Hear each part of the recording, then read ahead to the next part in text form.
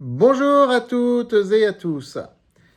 L'année dernière, donc sur l'année 2025, j'avais dit à plusieurs reprises qu'il fallait véritablement diversifier ses positions dans les portefeuilles sur des valeurs en dehors de la France, qu'il fallait prioritairement aller voir sur les autres pays européens pour pouvoir rester dans le cadre fiscal du PEA, mais qu'il fallait aussi occasionnellement regarder du côté de la Suisse, voire parfois du côté des États-Unis, du côté de marchés asiatiques qui parfois sont plus difficilement accessibles via les courtiers habituels ou les banques traditionnelles, mais que de toute façon il fallait vraiment diversifier. Et j'avais même dit que sur le portefeuille croissance, on était descendu en dessous de 50% sur les valeurs françaises. Hein, même si ça reste pour nous, Français, les valeurs les plus faciles à analyser, auxquelles on a accès à l'information le plus facilement, etc. Or, aujourd'hui, je remarque, quand je fais un état du portefeuille croissance au terme de ce premier bimestre de l'année 2026, que notre pondération sur les valeurs françaises a augmenté. On est à peu près à 62% de valeurs françaises, là, à fin février, sur le portefeuille croissance. C'est à peu près à 67-68% sur le portefeuille rendement. C'est-à-dire, en gros, on est passé d'une moitié de portefeuille hors France à un bon tiers du portefeuille hors France. Dans cette vidéo, on va essayer de voir pourquoi on a redonné de l'intérêt aux valeurs françaises et puis est-ce qu'il faut continuer à aller dans ce sens pour gérer efficacement un portefeuille. Voilà, je vous invite d'ores et déjà à liker et partager cette vidéo. N'oubliez pas de vous abonner à cette chaîne YouTube et bien sûr de vous inscrire sur francebourse.com où je donne des recommandations. Et par exemple, récemment, je peux le dire, j'ai donné une recommandation le mois dernier, en janvier, sur une valeur espagnole, Indra Sistemas, pour ne pas la nommer. Elle a gagné 21% sur la séance d'hier et elle gagne à peu près 25% depuis mes recommandations. Voilà, je continue d'aller sur d'autres marchés que la France, hein, je le dis clairement. Mais les pondérations des valeurs françaises ont augmenté. Nous allons donc voir dans cette vidéo le pourquoi et le comment. Alors, depuis le 1er janvier 2026, donc au terme de ces 2 premiers mois, moi je remarque que le CAC 40 finalement ne se porte pas si mal.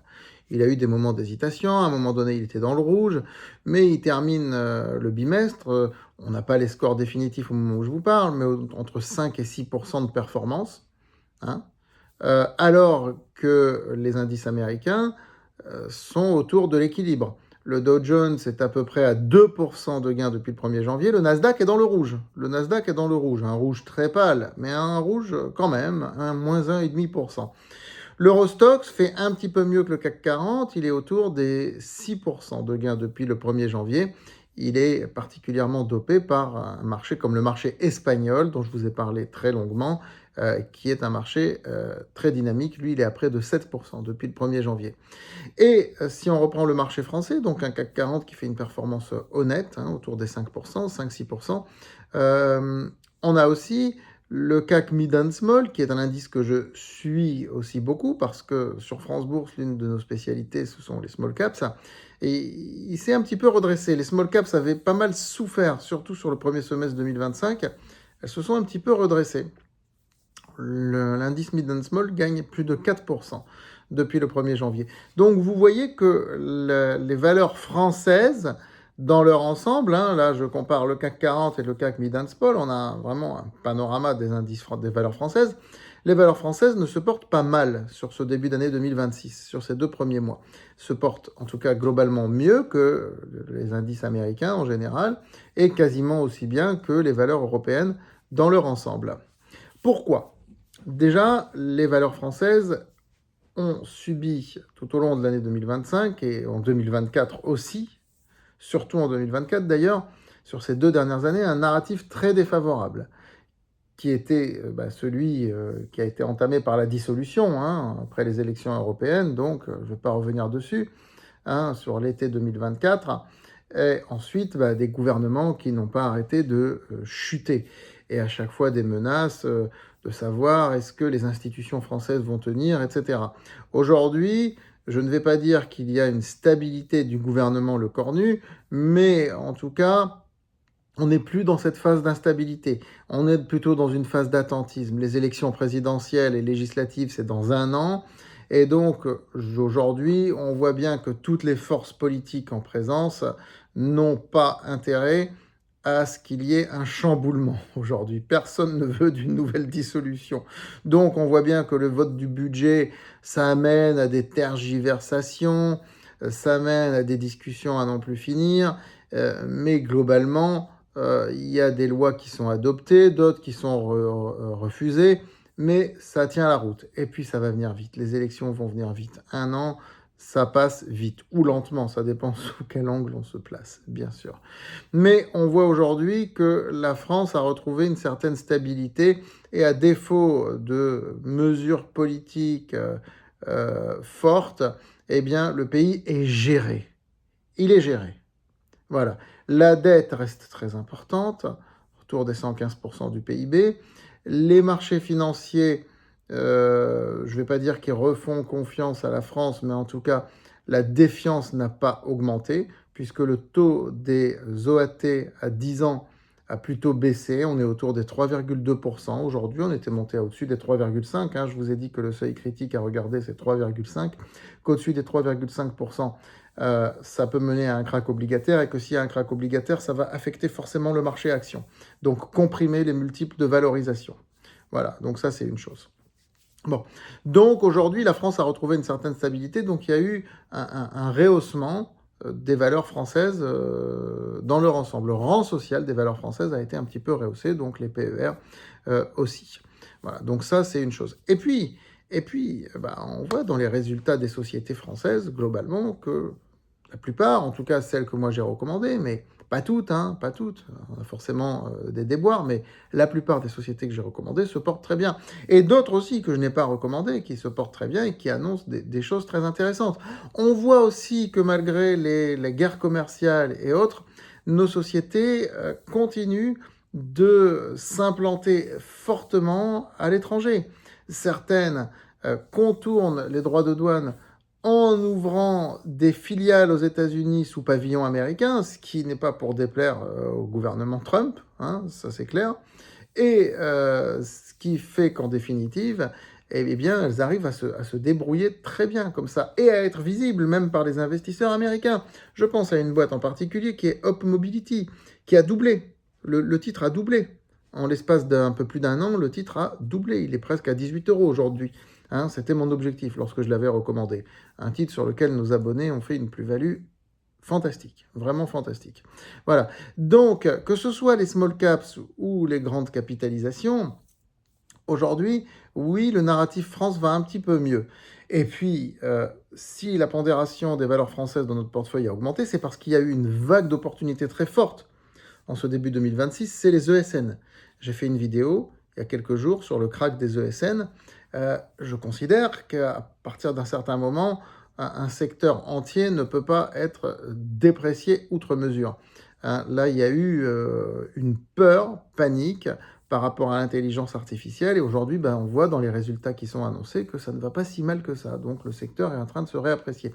Ce qui a fait remonter la pondération des valeurs françaises de notre portefeuille, puisque nous avons investi sur les ESN. Donc il faut être pragmatique. Aujourd'hui, oui, nous sommes revenus à plus de 60% de valeurs françaises dans le portefeuille croissance. Je pense malgré tout qu'il ne faut pas aller au-delà. Voilà, je le dis clairement. Je pense que 60%, c'est 65%, c'est un bon niveau. Je pense que dans un portefeuille aujourd'hui, il ne faut pas dépasser 2/3 de valeurs françaises et donc avoir au moins 1/3 de valeurs étrangères. Hein, et si vous voulez rester dans le cadre du PEA, vous avez quand même l'Espagne, vous avez l'Allemagne, vous avez l'Italie, la Belgique, qui sont 4 pays que nous pouvons suivre assez facilement malgré tout. Parfois, il faut traduire un petit peu. Si vous n'êtes pas bilingue, trilingue, il y a tous les outils de traduction aujourd'hui, y compris avec l'intelligence artificielle. Bon, les informations sont un petit peu plus dures à aller chercher, mais je suis aussi là pour ça, bien sûr. Voilà. Donc, oui, Aujourd'hui, on pourrait augmenter un petit peu la pondération des valeurs françaises, mais sans exagération. Il n'est pas question, hein, je le dis clairement aussi, il n'est pas question d'avoir un portefeuille qui soit français, franco-français à plus de 90%. Ça, c'est pas possible dans le contexte actuel et même dans le contexte mondialisé que nous vivons. N'oublions pas que la croissance française, elle, reste très atone. Les boîtes qui profitent de la croissance sont celles qui sont le plus internationalisées. Donc boîtes françaises, oui, mais internationalisation de ces boîtes françaises, ça je le dis aussi très distinctement, c'est quelque chose d'important et qu'il faut véritablement garder à l'esprit. Voilà. Et puis en France, nous avons aussi, pour ceux qui s'intéressent au rendement, de très belles valeurs de rendement, parfois sous-cotées, parfois qui ne bougent pas, qui sont des quasi-obligations. Et ça, dans un portefeuille dédié au rendement, ma foi, c'est quelque chose euh, d'important. Hein, c'est quelque chose qu'il faut garder véritablement à l'esprit. Donc, pour conclure, euh, je vais dire que la réallocation vers la France, pour moi, elle a été faite. Hein, c'est vrai que j'en ai pas parlé, mais elle a été faite. Aujourd'hui, ce n'est pas la peine d'aller au-delà du seuil que nous avons actuellement.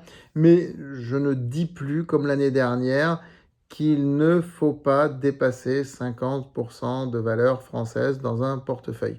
Et les small caps, hein, très sélectionnés, à condition de très bien les sélectionner, peuvent aussi occuper un petit peu plus de place que l'année dernière, parce qu'aujourd'hui, le marché est beaucoup moins négatif, il regarde beaucoup plus donc dans les détails, les fondamentaux de ces boîtes, de ce que l'on voit en tout cas sur ces 2 premiers mois de l'année 2026. Maintenant, qu'en sera-t-il pour la suite? Nous le verrons bien. Voilà un petit peu les positions à défendre pour vos portefeuilles. Voilà, je vous dis à très vite sur France Bourse TV et en particulier sur cette playlist très importante qui est une playlist de fonds, de gestion de patrimoine et de portefeuille. À très vite.